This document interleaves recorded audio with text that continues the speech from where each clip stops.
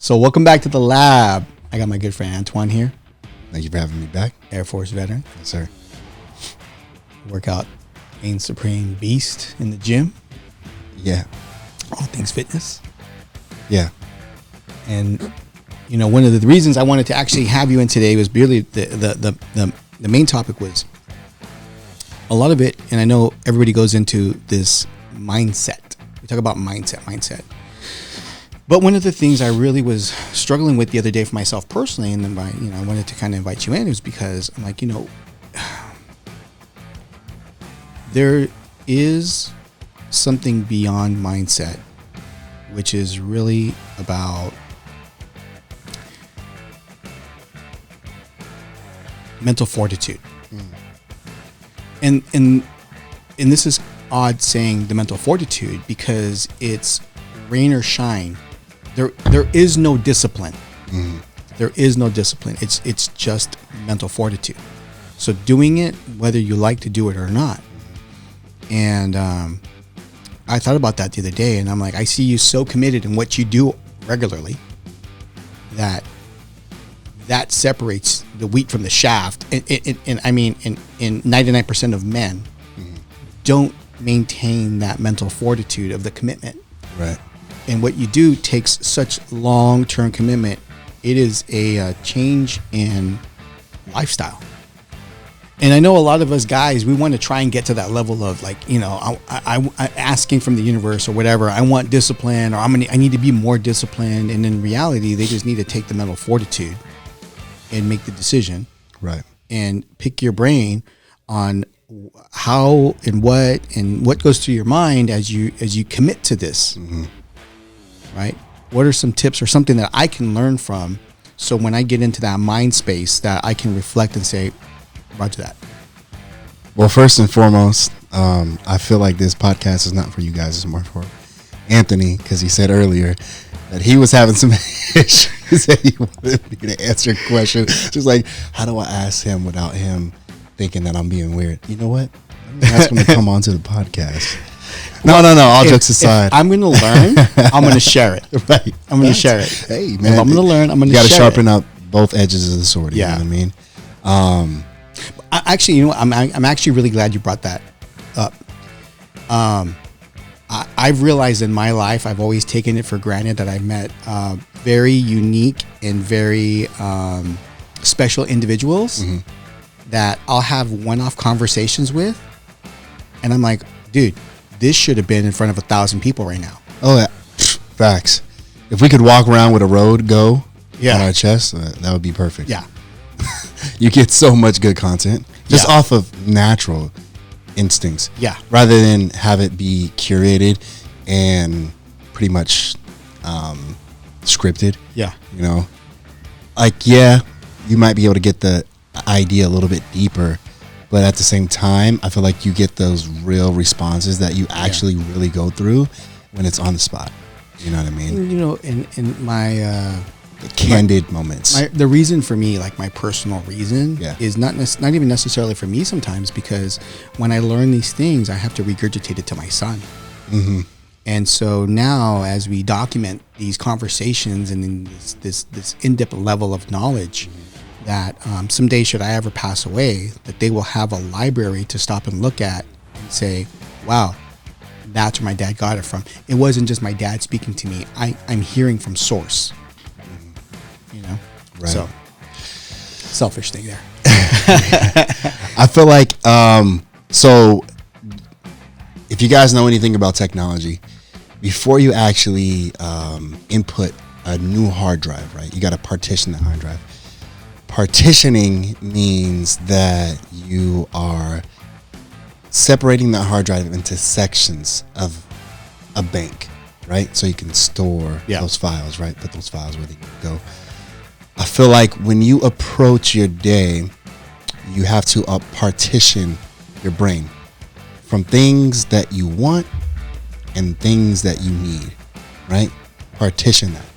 That way that you still have those things that you want, right?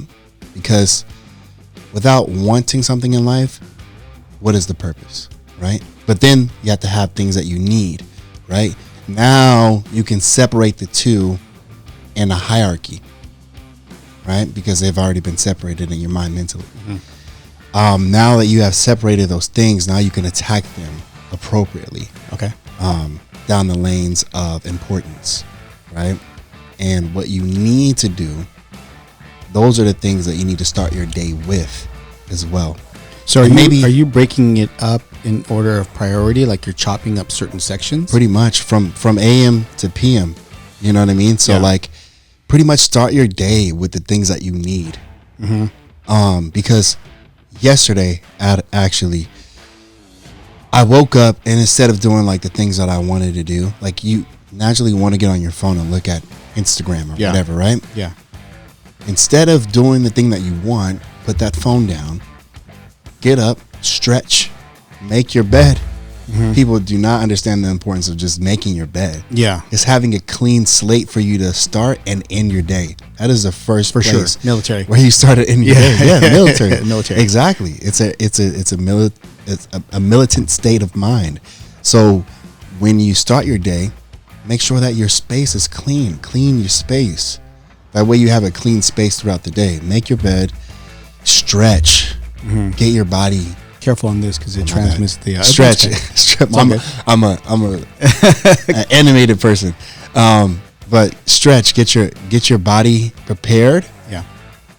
You know, now that you have been able to loosen up and expand all of that, maybe stress that you had when you were sleeping, or any type of like weight that you're holding while you were sleeping, because all this stuff happens while you're sleeping. Well, your body's still it's still processing, it's still moving.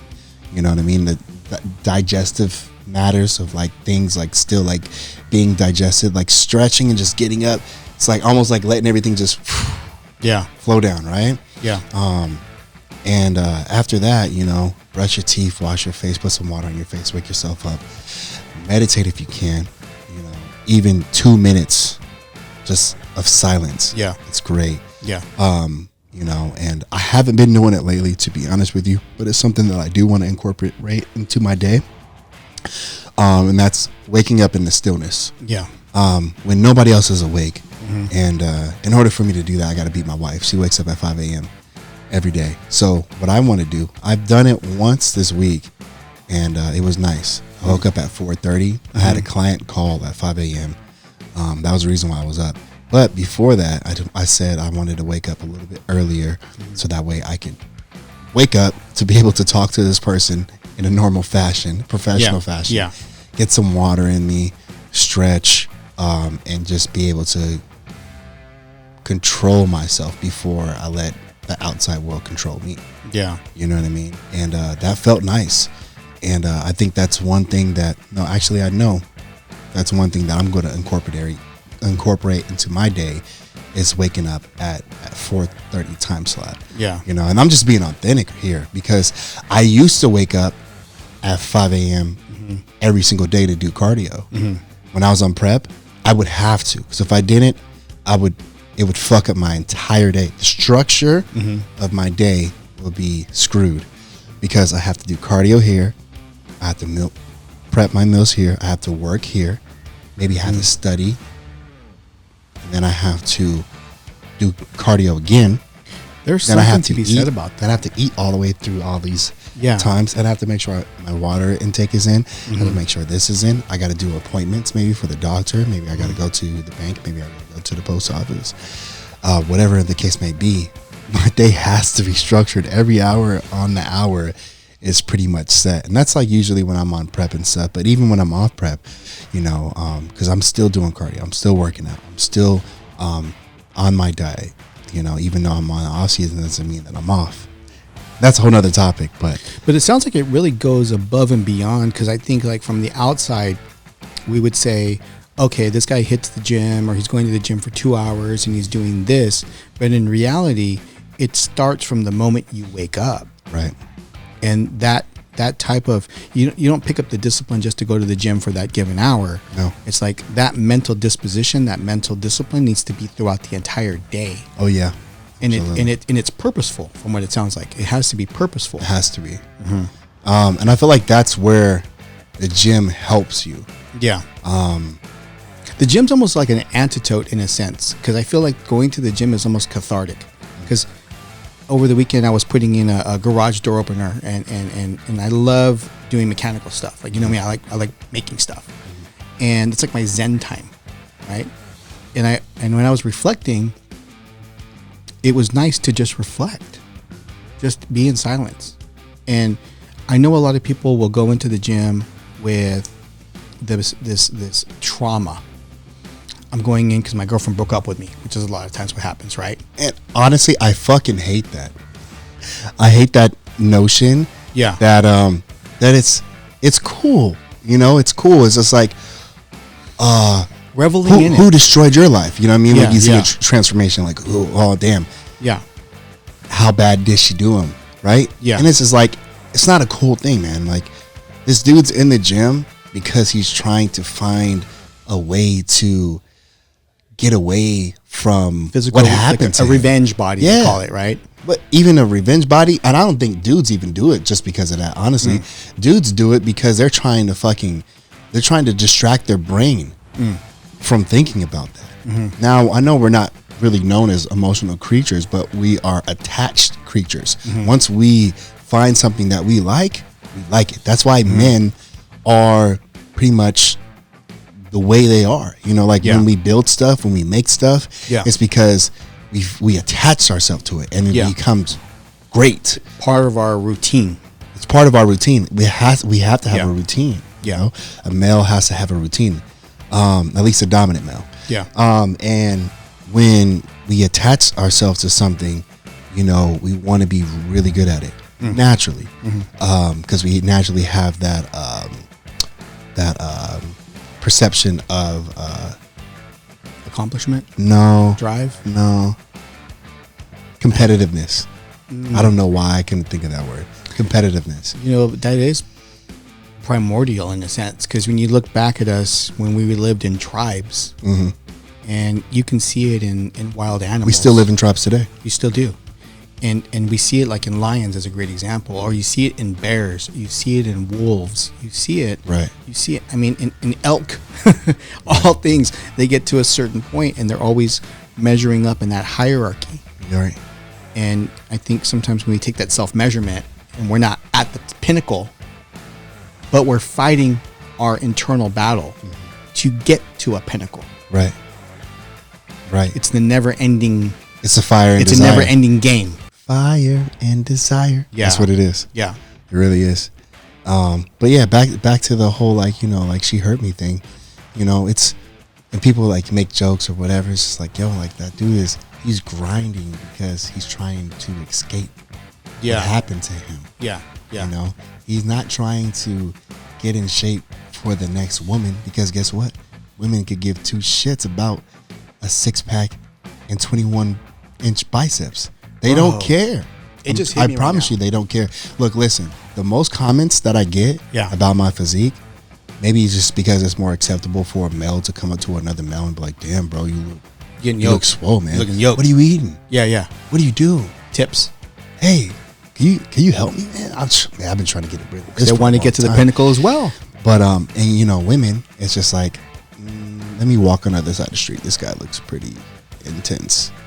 You know, the dichotomy between men and women is so different, you know, and I don't want to break off into a tangent in that, only because I think as terms of men, it's a decision that we have to make to self-improve. Right.